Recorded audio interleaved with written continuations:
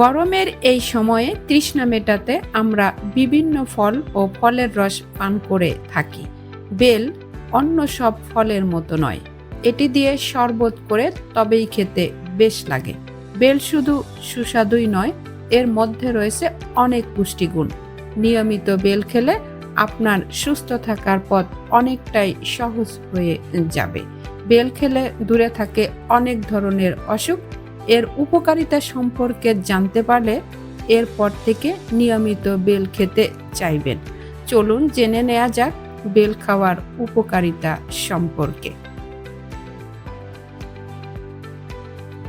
যারা হজমের সমস্যায় ভুগছেন তারা নিয়মিত বেল খেলে উপকার পাবেন, কারণ এটি হজমের সমস্যা দূর করে। এই ধরনের সমস্যায় কাঁচা বেলও খুব উপকারী। সেই সঙ্গে পাকা বেল খেলে দূর হয় কোষ্ঠকাঠিন্যের সমস্যা। আপনিও যদি কোষ্ঠকাঠিন্যের সমস্যায় ভুগে থাকেন তাহলে বেল খেতে পারেন, এতে পেটের যাবতীয় সমস্যা দূরে থাকবে।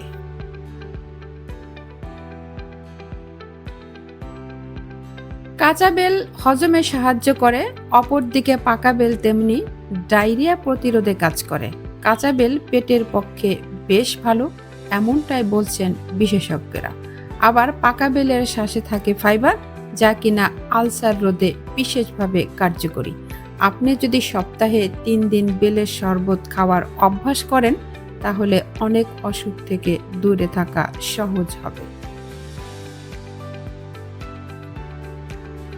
যারা আর্থ্রাইটিসের মতো সমস্যায় ভুগছেন তারা নিয়মিত বেল খেতে পারেন, কারণ বেলে থাকা নানা গুণের কারণে তা আর্থ্রাইটিসের সমস্যা দূর করে।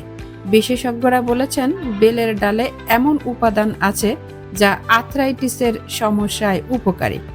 আবার পাকা বেলে থাকা মেথানল ব্লাড সুগার নিয়ন্ত্রণে রাখে, যেই কারণে এটি ডায়াবেটিক্সের রোগীদের ক্ষেত্রে উপকারী।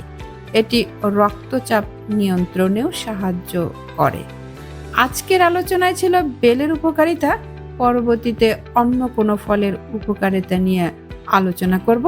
সেই পর্যন্ত ভালো থাকবেন, সুস্থ থাকবেন।